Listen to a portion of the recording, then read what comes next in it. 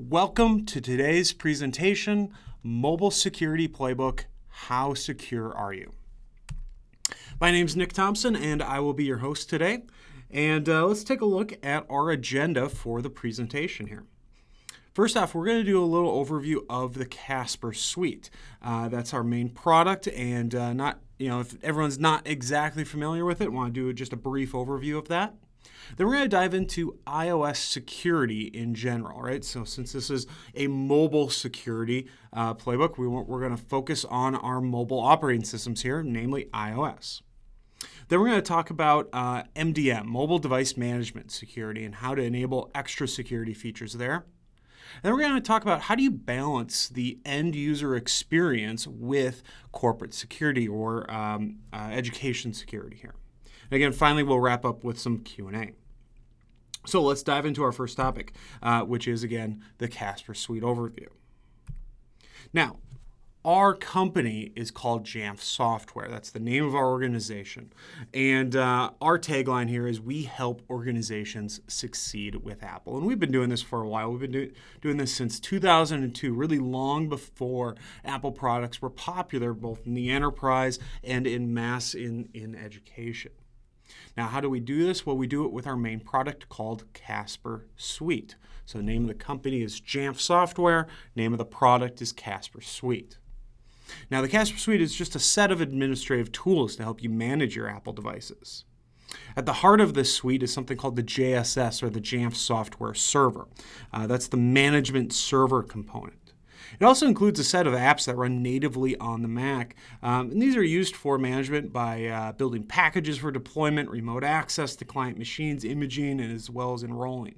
It also includes apps for the end user, such as Casper Focus and SelfService. All of these together make up the Casper Suite. Now again, the JSS, or the Jamf Software Server, really just acts like a web server. So we access all this information just from a standard web browser, and it communicates to your devices all over the internet. Now the JSS, you can run it on your own server if you want to, and we support a wide range of server platforms, whether it's a OS X server, a Windows server, or a Linux server. Or, of course, we can host it for you in the cloud. And that's going to be probably the easiest way of hosting your JSS. In fact, we just recently spun up a new data center in Germany, in Frankfurt. So if you are in the EU and you've got some EU data concerns, we now support the ability to have the JSS in a Jamf cloud that is within the EU. Now, a little fun history here. Apple's operating systems have evolved a lot over the past 15 years with Mac OS X, now Mac OS here coming soon.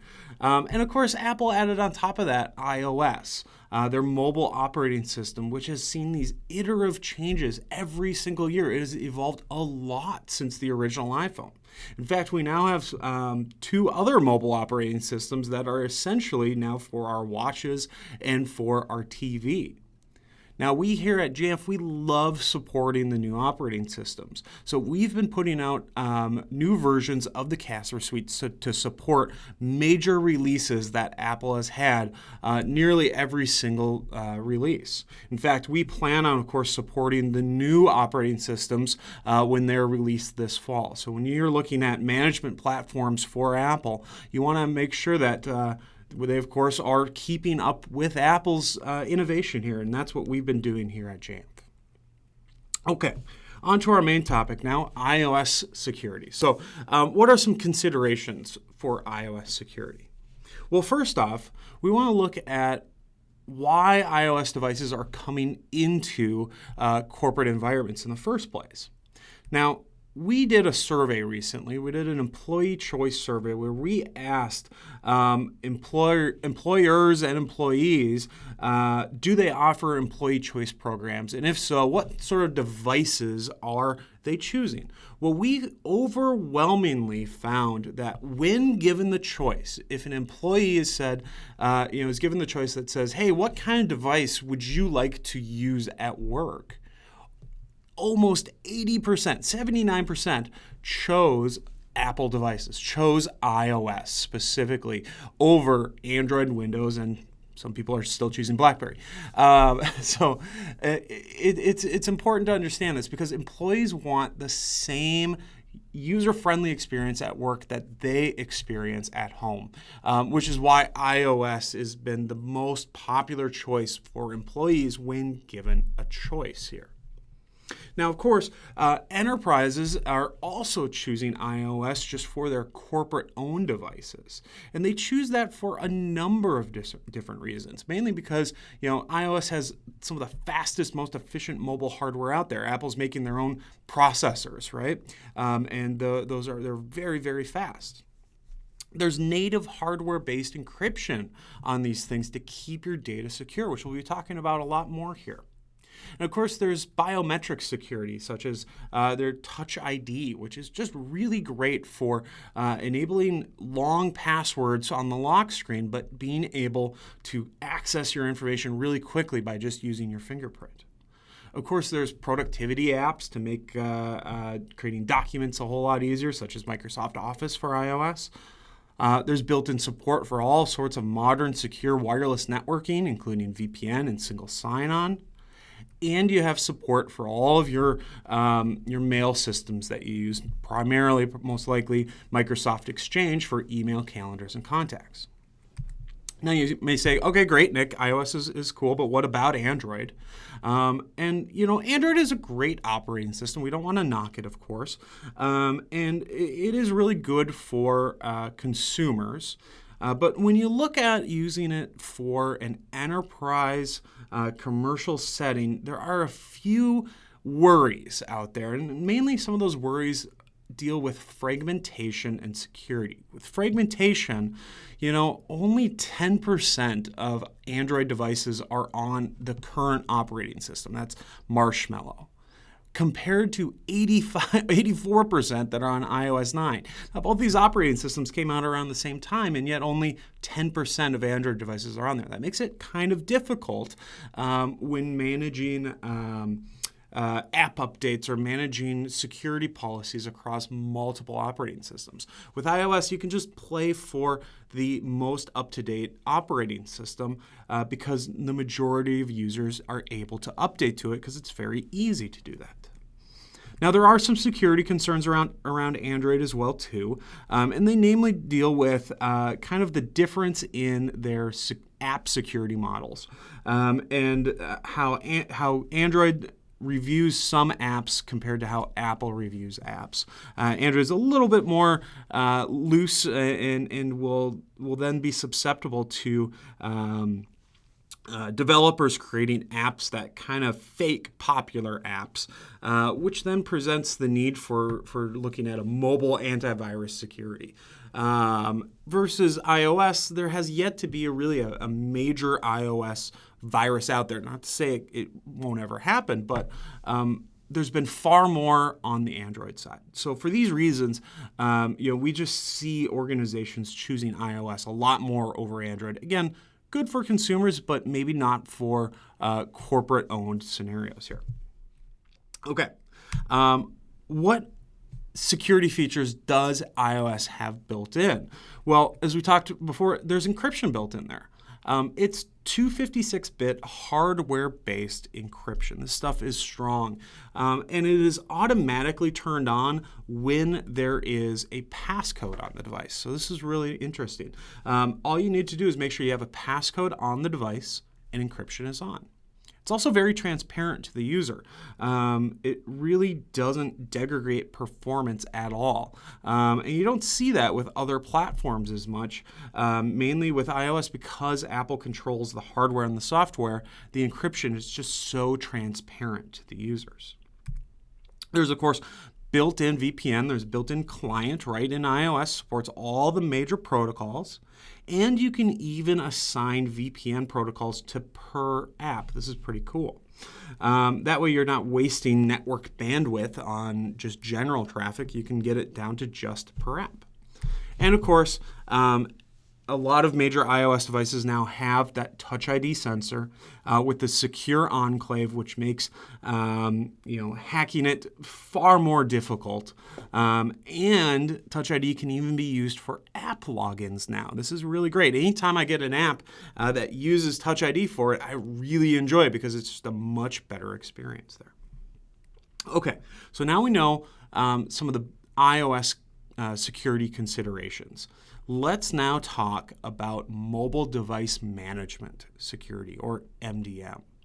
So first off, we need to kind of know, okay, what is MDM? Now, the basis for MDM is this Apple Push Notification Server, or APNS for short. And Apple's Push Notification Service maintains a constant connection to your devices so you don't have to. That means when you send your iOS devices either commands or apps or profiles, they receive them all directly from the JSS because it's maintaining a constant connection to the APNS service. This is known as mobile device management, or MDM. This is Apple's architecture for it.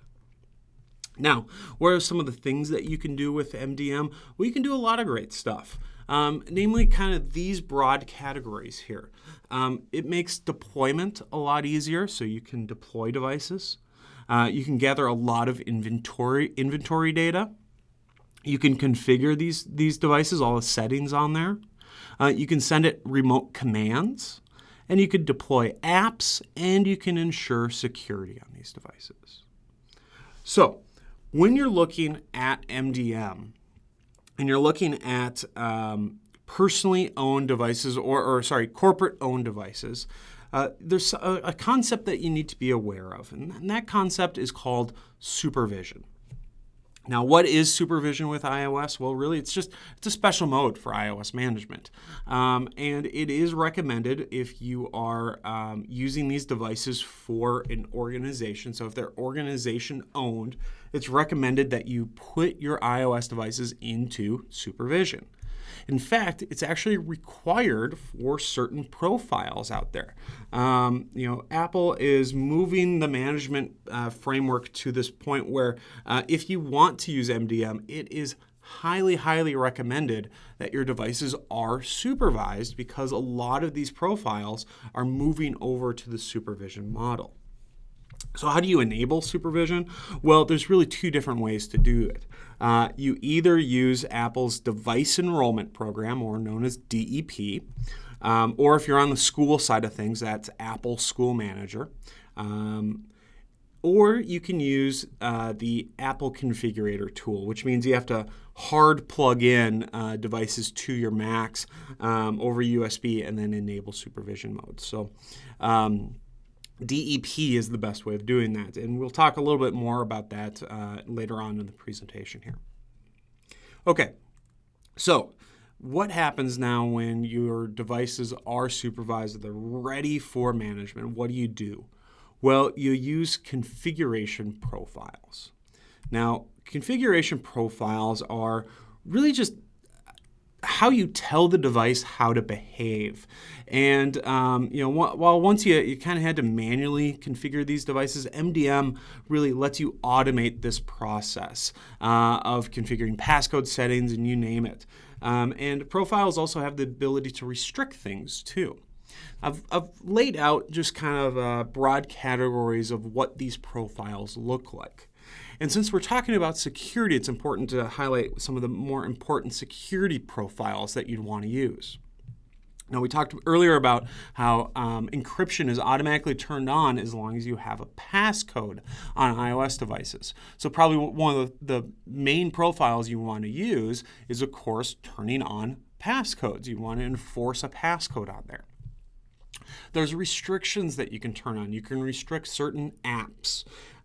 You can restrict the App Store altogether if you want to. You can restrict adding extra accounts. Adding extra email accounts to your devices. You can pre-populate Wi-Fi. So this is really important. If you're using like an 802.1x system where you're using single sign-on, you don't want your users to be able to get the Wi-Fi profile. Even if you're just using like WPA2, you don't want to give out your Wi-Fi password.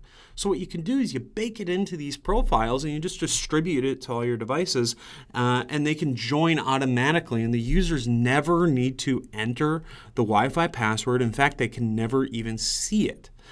This enables Wi-Fi security, right? Network security.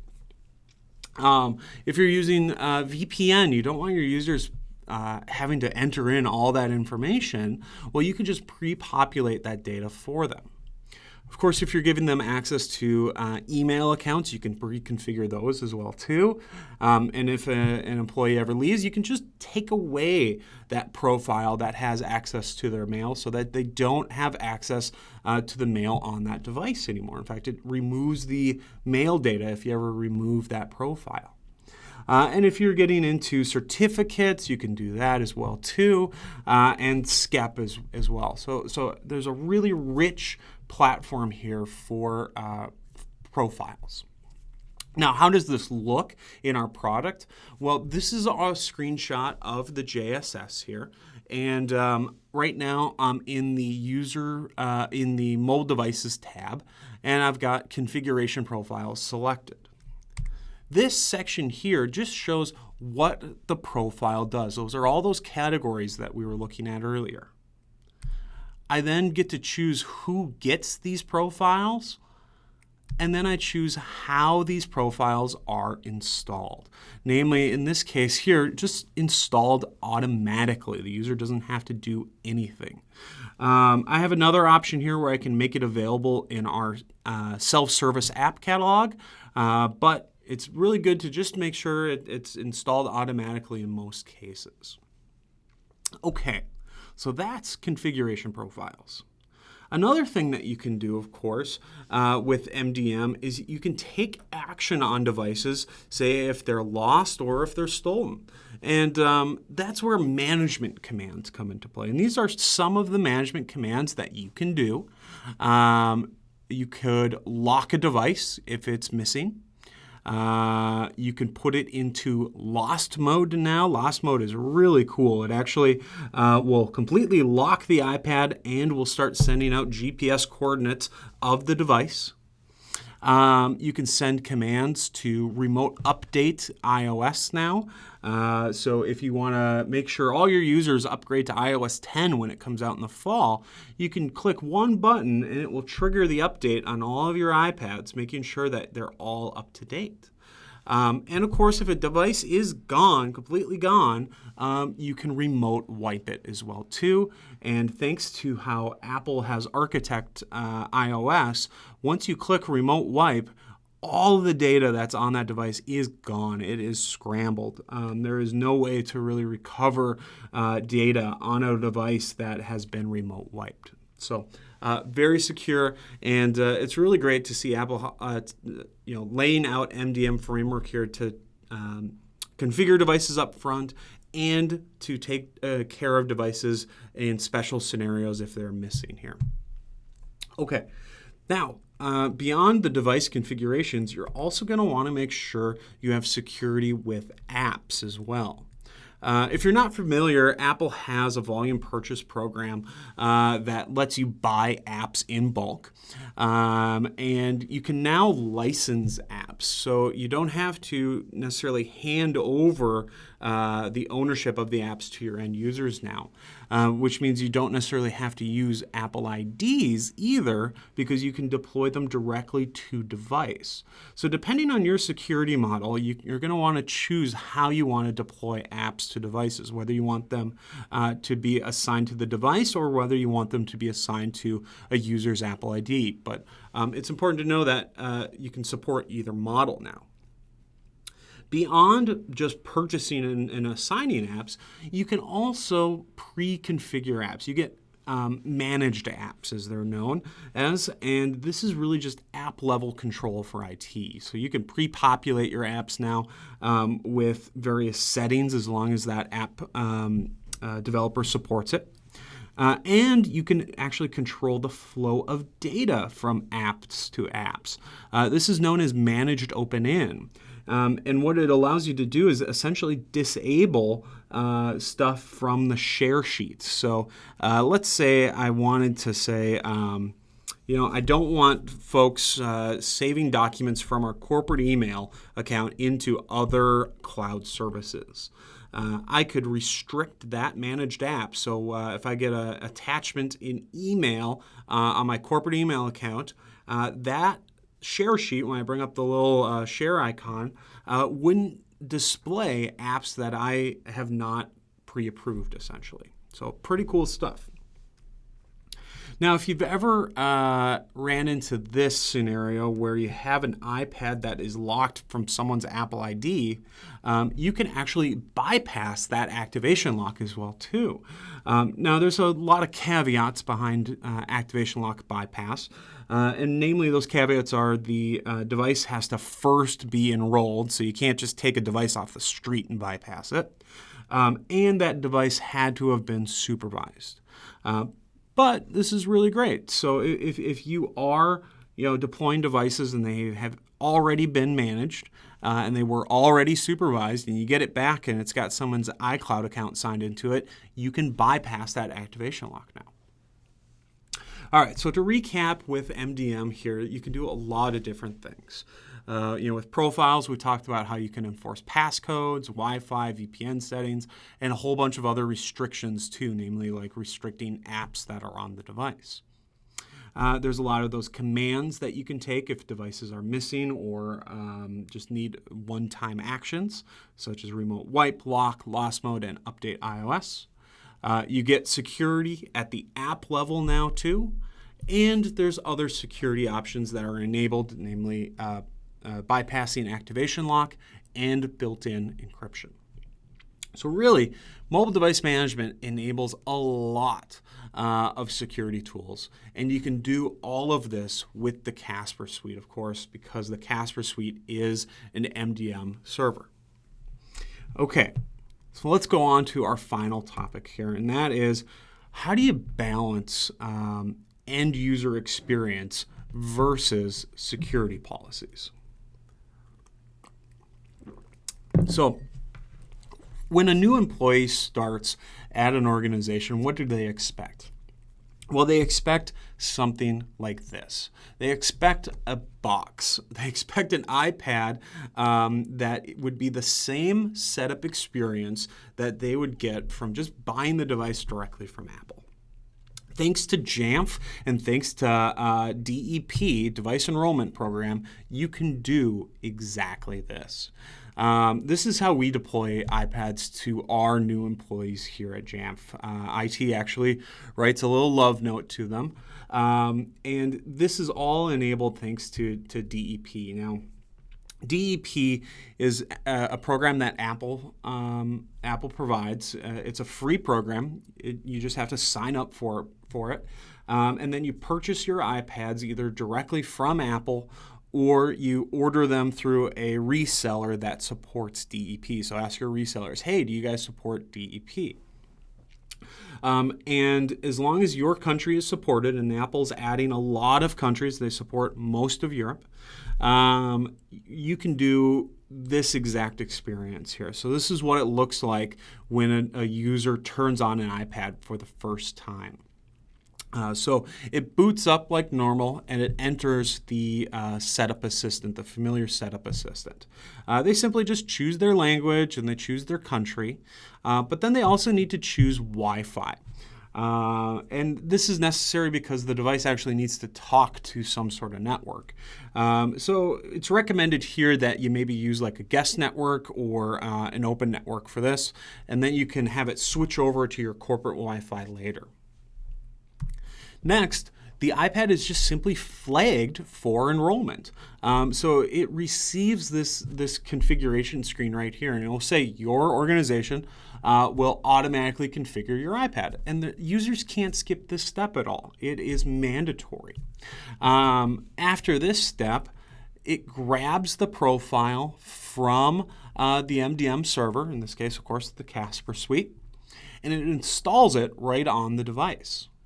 You can then customize the setup screens. So in this case here, we've skipped a whole bunch of the normal setup screens that we see, such as the terms and conditions and Apple ID, and we're brought right to our home screen. At this point, then, the device would receive any sort of profiles we've scoped to it, any apps that we've scoped to it, or any sort of security restrictions on here as well, too. It would just kick in automatically and grab all the stuff that it would need. Now, what's really cool for IT is that you can really customize these enrollment settings for DEP.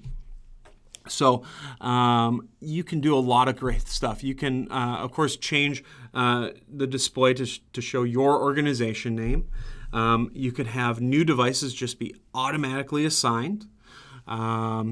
If you're using LDAP, so if you're using like directory service like AD, Active Directory, you can actually require that users log in before they get to the next screen there where it brings them to the main home screen. So you can require that they authenticate right there before they receive all their profiles.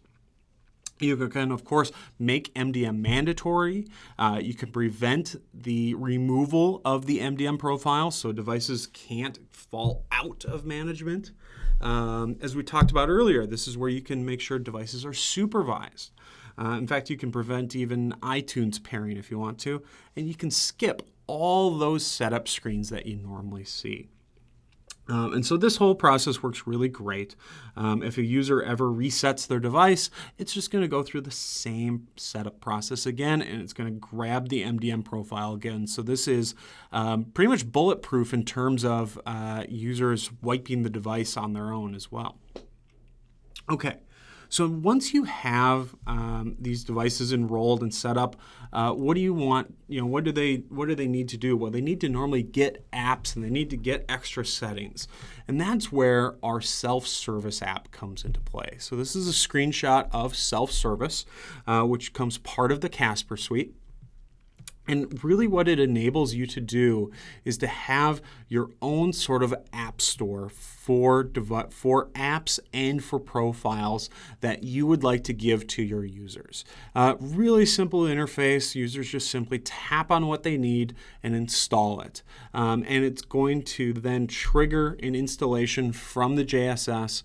And if you're using like VPP codes, it'll just redeem a VPP code on there. In fact, if you want to be even more restrictive and only use SelfService as your app store, you can now install apps without the app store at all. So you can disable the app store altogether, as we see here on this iPad. And when a user then launches SelfService, it of course is populated with all of these sort of approved apps that IT has here. The user just selects what they want, and they tap the familiar install icon, and that app is then installed directly to the device. So in this scenario here, we weren't using Apple IDs, and we didn't have the App Store on there. So this really supports a wide range of security. We, of course, support BYOD, so if you're using personal devices, you can enroll personal devices as well, too. And we put some really nice language up here that talks about what IT can and cannot do to personal devices. And, of course, at the end of the day, this is all about empowering your employees to do things better and to really push your company forward. And this is a cool example from a company called Counsel. They're based in San Francisco, and they do DNA screening for their customers. So they deal with health information. So they're very aware of security, and they manage about 300 iPads, and they use the iPads out in the world, out in the field, with an app for their sales reps to kind of pitch services to their client. And thanks to iPad and their ShowPad app that they're using, they are a far more efficient sales team, and they use our software here to mitigate risk.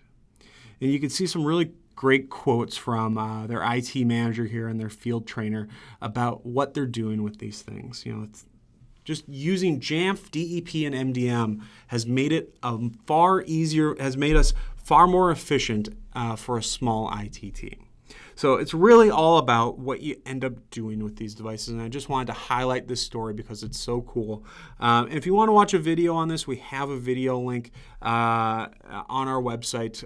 Just go to jamfsoftware.com and you can check out this video from Council. All right, so to wrap up here, for next steps, what do you want to do next here? Well, first off, I recommend that you check out our forum called Jamf Nation. Lots of IT admins go here to talk about how they manage their iOS and their macOS devices. Of course, contact us to get started. We can do a free trial for you. We can do a more in-depth demo, but mainly we've got sales and engineers folks all across the globe ready to help you. And of course, we have more webinars online, so if you want to dive deeper into any of these topics, we of course can do that too.